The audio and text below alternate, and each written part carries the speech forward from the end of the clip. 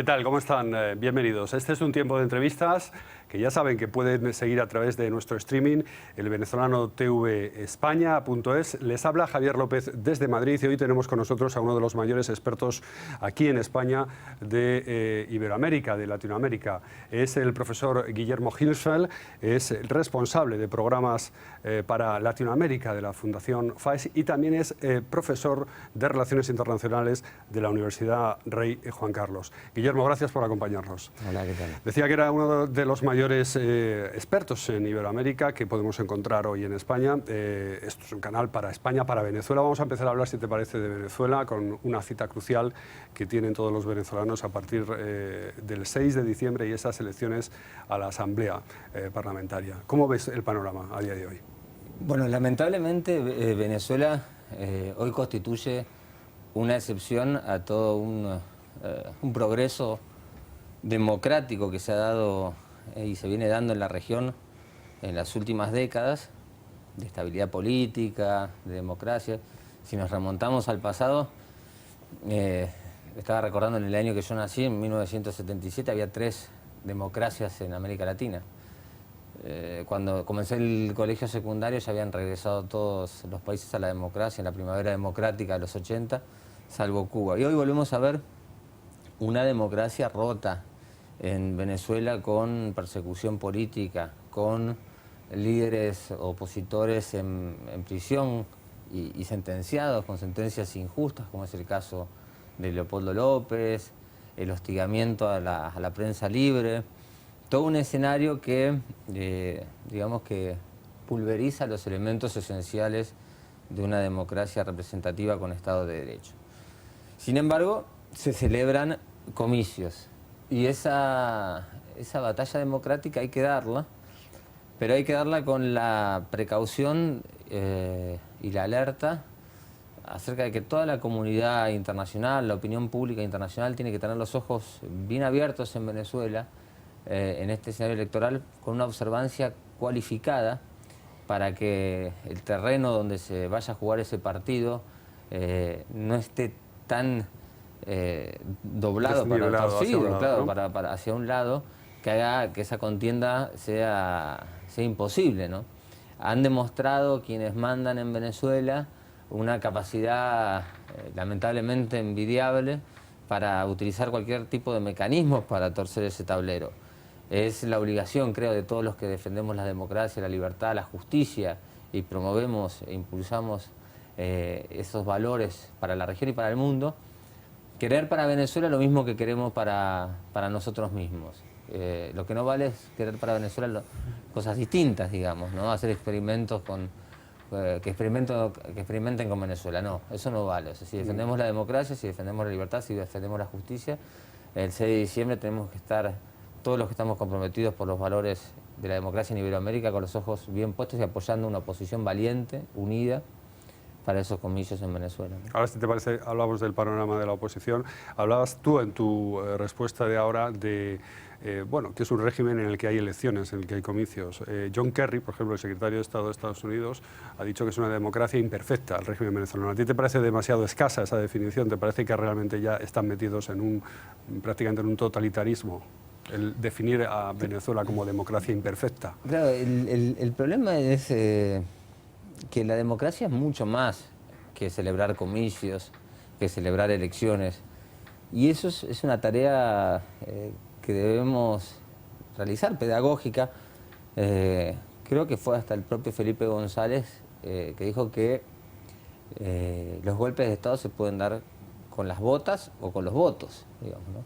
O sea, que alguien acceda al poder mediante las urnas, eso no significa que después vaya a ser un uso del poder respetando la libertad, respetando los derechos fundamentales, respetando los derechos humanos. Y si no respeta todas esas variables que componen a la democracia, evidentemente nos estamos encontrando contra un régimen opresor, digamos, ¿no? O sea, no garantiza el mero hecho de celebrar elecciones que ahí donde se celebran hay una democracia. De hecho, pueden utilizarse instrumentalmente para que sean funcionales a sistemas que vulneran derechos fundamentales y libertades individuales sistemáticamente. Y creo que nos enfrentamos a ese modelo, a ese caso, ¿no? En el caso venezolano. ¿Y cuáles son las expectativas que puede tener la oposición el día 6 de diciembre, que parece van a ir unidos en la mesa de unidad? Pero ¿qué es lo mejor que puede pasar en esas elecciones? Te voy a pedir una apuesta de cara a esas elecciones del 6 de diciembre. Tú has dicho algo que en tu reflexión, en tu pregunta, que es muy importante, la unión. Creo que la experiencia en Latinoamérica en general y en Venezuela en particular es que siempre que se ha constituido una alternativa en torno a unas ideas y se han unido a esas ideas distintas sensibilidades políticas y han conformado un proyecto, les ha ido mucho mejor que la fragmentación.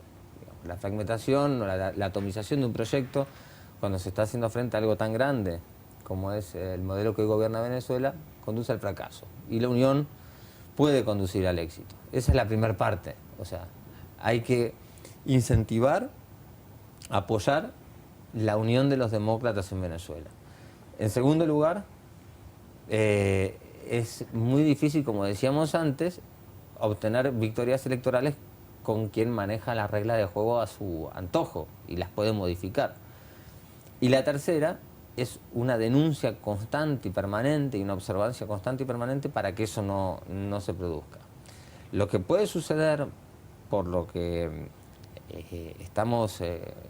los números que se están manejando en los sondeos, que están siempre en entredicho en América Latina desde hace un tiempo a esta fecha, pero no cabe duda que la popularidad del régimen por variables económicas, sociales, está cayendo y está entrando en un terreno bastante pantanoso, digamos, es un terreno difícil de gestionar. Si la oposición logra articular que esa demanda social tenga un vehículo en esa alternativa política, nos vamos a encontrar con la viabilidad de un proyecto político que pueda gestionar la Venezuela del futuro. Y es lo que estás diciendo, Guillermo, si la oposición gana las elecciones, en resumidas cuentas. Claro, si la oposición gana las elecciones, si se valida esa victoria y si se logra viable, bueno, ningún país está condenado al fracaso, pero tampoco ninguno está condenado al éxito. Y las grandes transiciones se han hecho en base a generosidad, altura de miras, destreza, inteligencia. Hay experiencias como la propia española, donde se han demostrado que todos esos valores han sido claves a la hora de iniciar una transición. Y creo que Venezuela no escapa a esa realidad y está en la oposición venezolana también construir su destino. Y el destino de Venezuela está en manos exclusivamente de los venezolanos, al margen de que es, insisto, deber y compromiso de todos los demócratas de Occidente poner los ojos encima de Venezuela para que no se vulneren derechos humanos. Pero a diferencia del caso español, por ejemplo, aquí en el caso español, cuando se hizo la transición, había un Estado, un aparato del Estado dispuesto a favorecer ese proceso de transición, y ahí en Venezuela nos encontramos con un régimen que está entorpeciendo, a día de hoy ya está entorpeciendo ese proceso electoral mediante inhabilitación de diputados, estados de excepción, ahora también quieren condicionar la elección de jueces antes de las elecciones. Entonces no se puede esperar mucho de ese régimen. O sea, ¿hasta qué punto puede llegar la coacción del régimen de Nicolás Maduro de cara a esas elecciones? Evidentemente, lo que tú dices es muy interesante en un plano que es esencial. Las experiencias de transiciones no son extrapolables de un país a otro, así como la democracia no se puede llevar en un bolso, abrir el bolso, sacar los ingredientes y armarla en otro país. Pero sí creo que hay variables que son claves, ¿no? Aquellos que hoy defienden la democracia en Venezuela, que defienden la libertad en Venezuela, que están articulando un proyecto de Venezuela de futuro, sí es necesario que empiecen no, porque ya han empezado, ¿no? a pensar en un país en grande, a empezar en un país normal, porque ineludiblemente el tiempo de la Venezuela próspera, libre, justa llegará. Y serán encargados de gestionar esa Venezuela. A lo que estoy haciendo mención no es tanto a pedirle peras al olmo, digamos, pero sí a apelar a una visión de estadista por parte de los de los que lideran el proceso de la oposición en Venezuela. Una visión con altura de miras. Tú tienes un trabajo que se llama La Unión de los Afines, Antídotos contra el Populismo.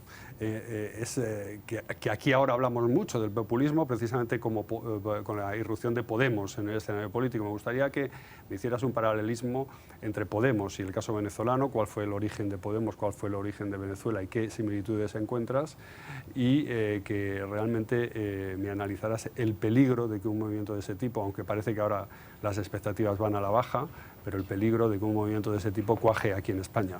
Sí. Voy a dividir en dos la idea porque me parece que...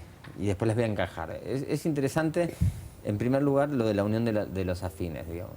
En ese trabajo lo que intento demostrar es que, por ejemplo, pongo el ejemplo del caso del Perú, cuando fueron por separado el proyecto que encarnaba Alejandro Toledo, el que encarnaba Castañeda y el que encarnaba Kuczynski, y ninguno de los tres, sin embargo, tenían un programa similar, ninguno de los tres llegó al balotaje, a la segunda vuelta, lo que allanó el camino para que Keiko Fujimori y Ollanta Humala lleguen a la segunda vuelta. O sea que el fraccionamiento y la atomización en ese caso condujo a una derrota electoral de los tres, cuando tranquilamente, por el programa económico que tenían, podía haber, si hubieran tenido generosidad y esos ingredientes de los que hablaba antes, haber llegado a una segunda vuelta. Entonces, insisto, que para vencer al populismo o a cualquier proyecto que está enfrente, la alternativa tiene que excluir solamente a aquel que tenga voluntad de ser excluido, digamos, ¿no? Tiene que sumar, es un proyecto que tiene que ganar por adición. Y ese es el gran proyecto, por ejemplo, en España del Partido Popular. Digamos. El Partido Popular, cuando conforma Aznar, es un Partido Popular que entran ahí liberales, democristianos, conservadores.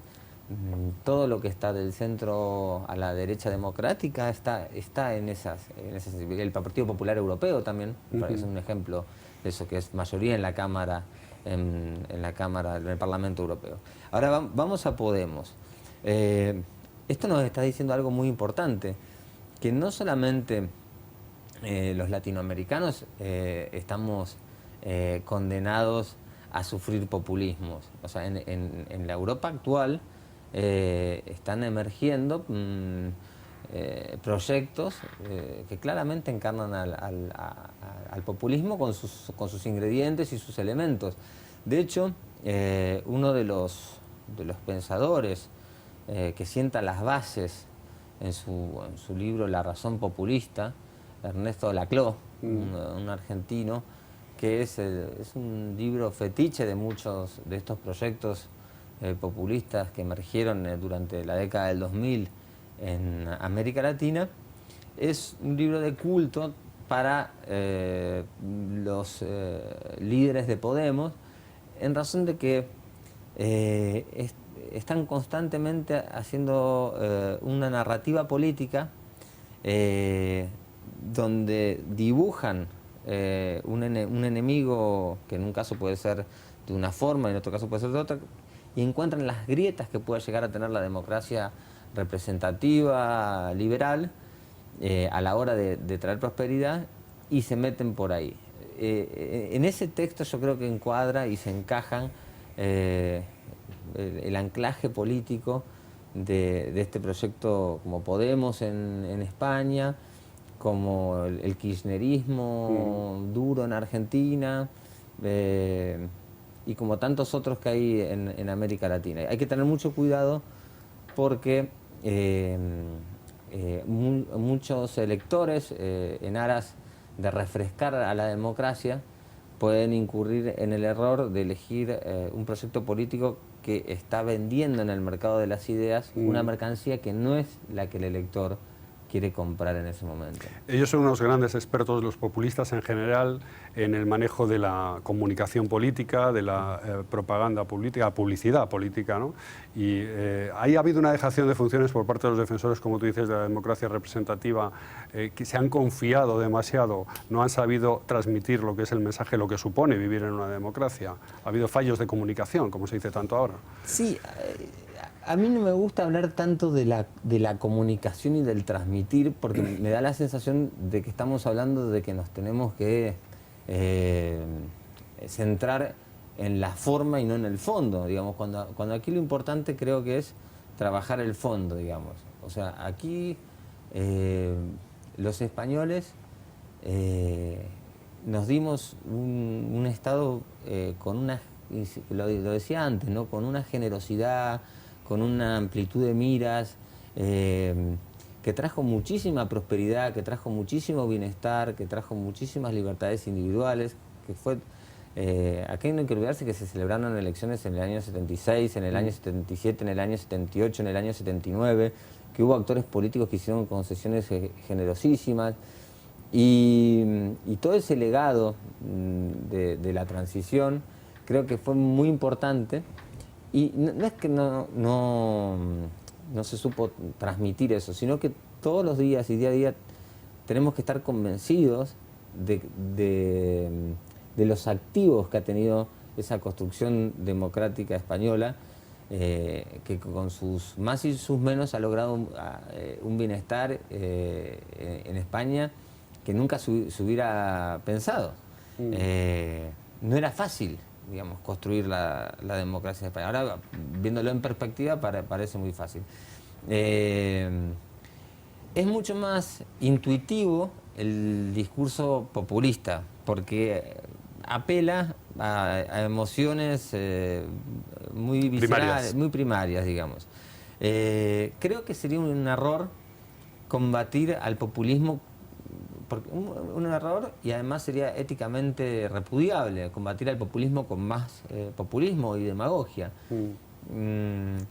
No hay que estar disconforme porque no podemos vencer en ese terreno. Lo que sí hay que tener es la destreza intelectual de ubicar y desvelar, como hacía Carlos Rangel, el autor del Buen Salvaje al Buen Revolucionario, un libro que recomiendo, el autor venezolano, las trampas que esconde el populismo a la hora de debatir, a la hora de iniciar sus incendiarios discursos.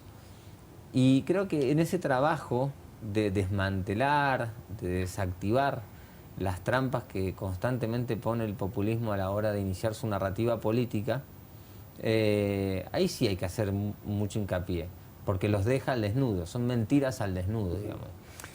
Has dicho una frase que a mí me parece muy interesante: no se puede combatir al populismo con más populismo y con más demagogia, y lo has dicho hablando de España. En España, aparte del fenómeno de Podemos, tenemos un problema en Cataluña. ¿Tú crees que lo que está pasando en Cataluña, el movimiento independentista en Cataluña, es un movimiento también populista y demagógico? Sí, creo que el nacionalismo excluyente guarda una gran similitud con el populismo latinoamericano, porque tiene una gran similitud porque niega la nación de ciudadanos libres e iguales ante la ley, ¿no? Principalmente niega la igualdad ante la ley, que es un valor supremo para que el sistema democrático se vertebre, digamos, ¿no? Entonces, se alimenta también de un enemigo exterior permanente para justificar la causa de todos los males que padece. O sea, ya tenemos dos similitudes. Tenemos lo de cargarse la igualdad ante la ley, lo de encontrar un enemigo externo para justificar todos los males que nos padecen, y lo de querer ser muy, entre comillas, creativos a la hora de crear nuevos poderes, nuevos estados, y con eso dinamita también los cimientos de la democracia representativa, que es la que ha demostrado, junto con la economía de mercado, la democracia representativa que ha generado los mayores niveles de prosperidad en la historia de la humanidad. Pero entonces encuentro grandes similitudes entre el nacionalismo excluyente y el populismo. Por tanto, puedo decir que el nacionalismo excluyente es populista por naturaleza, digamos. O sea, porque también apela a esas emociones primarias de una identidad, que escapa a la razón. Porque en definitiva, razón, verdad y libertad van de la mano, digamos. Y cualquier discurso que se escape de la razón va a ir en contra de la libertad. Tenemos que ir terminando, pero me gustaría hacerte un par de preguntas antes. Guillermo, tú además de español eres argentino, de Rosario. En Argentina también vais a tener unas elecciones próximamente este mismo mes, el 25 de octubre. ¿Cuál es el panorama que hay ahí? Ha habido un populismo en Argentina también de la mano de Kirchner y de, sobre todo, ya en la última fase. ¿Cuál es el panorama que se dibuja en Argentina una vez que se retira Cristina Kirchner de la escena? Argentina es de lo más difícil para analizar y lo digo esta vez como dices, con conocimiento de causa porque nací en ese país y tengo mis raíces en esa nación. Pero es muy importante tener en claro qué se está jugando en Argentina ahora. Porque el peronismo parece que es un movimiento que atrapa todo. Entonces, 12 años de kirchnerismo, ¿no? O sea, desde el 2003 hasta hoy, kirchnerismo. Un modelo muy claro, con unas aristas muy definidas, que gobernó la Argentina y dividió la Argentina entre los que estaban a favor del kirchnerismo y en contra del kirchnerismo. Gozó de un crecimiento económico fruto de las materias primas y los commodities, pero ahora nos enfrentamos a una elección en donde aparecen 3 candidatos básicamente con posibilidades de éxito. Daniel Scioli, que es el de la continuidad, digamos, de la continuidad del kirchnerismo. Mauricio Macri, que es el candidato del PRO, Propuesta Republicana, junto con la histórica Unión Cívica Radical, en una fórmula que se llama Cambiemos.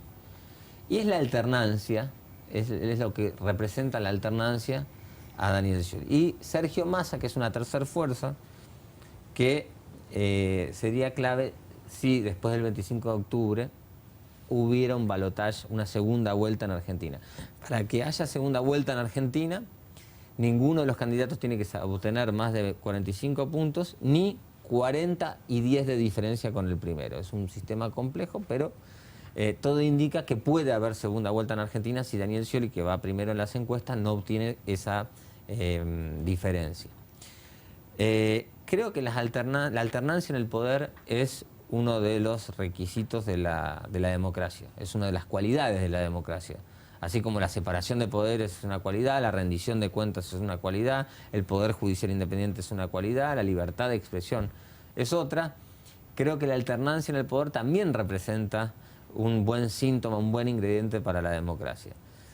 Con eso estoy diciendo que si venciera y obtuviera la victoria el proyecto que encarna Mauricio Macri en Argentina, para toda la región y para Argentina en particular, sería un poco de aire nuevo, que no vendría nada mal para la región. Y Daniel Scioli es la continuidad del proyecto kirchnerista, apoyado por la presidenta, y lo que estamos viendo en la región es una dificultad extrema para obtener victorias frente a los oficialismos por la maquinaria, la potencia de la maquinaria estatal a la hora de iniciar un proceso electoral. Lo hemos visto con Dilma Rousseff y Aécio Neves, con el Frente Amplio contra el Partido Nacional de Uruguay. En Venezuela incluso hay otras características que lo hacen más complejo, pero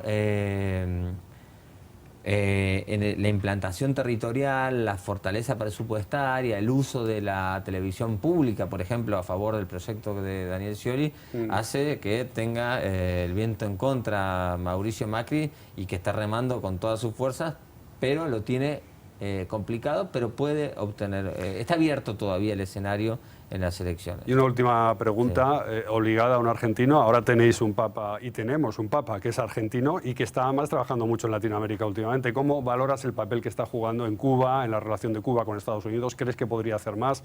¿Crees que se debería reunir más con los disidentes, también en Venezuela? ¿Cuál es tu valoración?